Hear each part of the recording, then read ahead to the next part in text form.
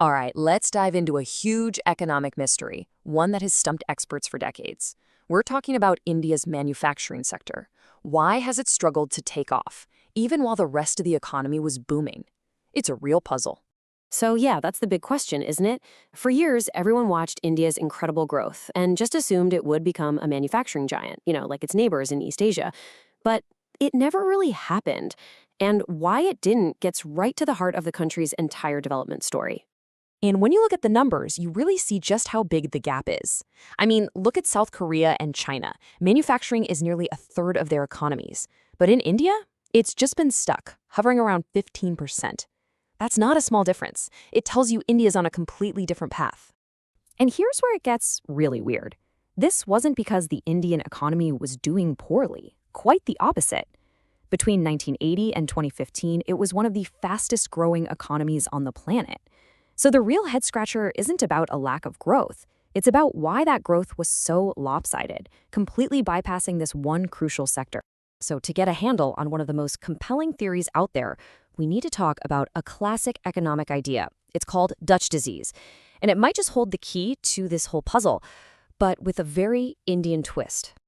The name Dutch disease actually comes from a real story. It was first used back in the 70s to describe what happened in the Netherlands. See, in the 60s, they discovered these massive natural gas fields.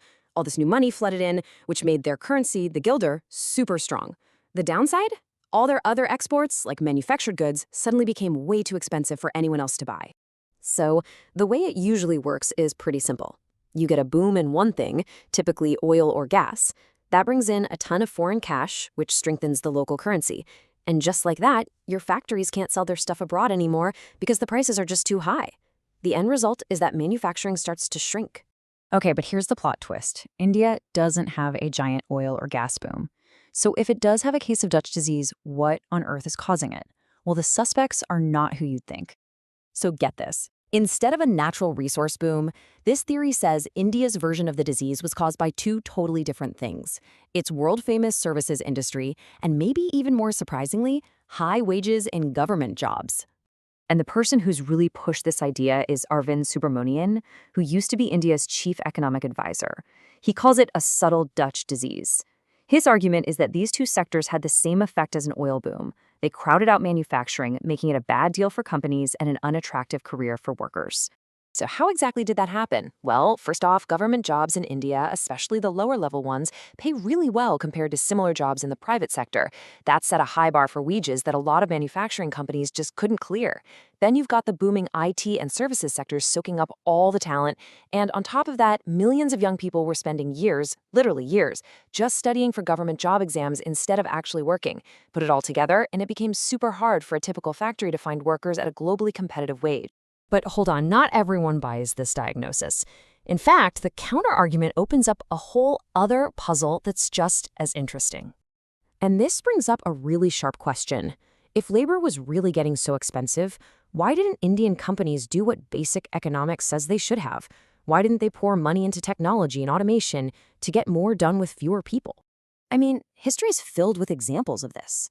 Think about the Industrial Revolution in Britain or modern Germany and Japan. High wages forced companies to innovate. But in India, for the most part, the opposite happened. Many manufacturers just stuck to the old, low-tech, low-productivity model because it seems they could always find enough cheap labor to get by. So this other school of thought says the problem was never really about high wages. The real issue was a deep-seated failure by manufacturers to invest in technology and skills. They didn't move up the ladder, and so they got stuck in this low-productivity trap.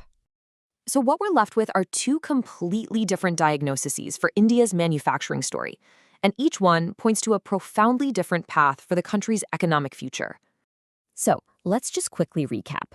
On one hand, you have this subtle Dutch disease theory. High wages in government and services basically made manufacturing uncompetitive. On the other hand, you have the innovation failure theory. Manufacturing just got stuck in its old ways, relying on cheap labor instead of modernizing. So which is it? Figuring out the right answer here is going to shape India's economic strategy for decades to come. Can it build a prosperous future led by its services sector alone? Or does it absolutely have to solve this manufacturing puzzle to create the 100 million new jobs it so desperately needs? Well, that remains the multi-trillion-dollar question. Thanks for joining us for this explainer.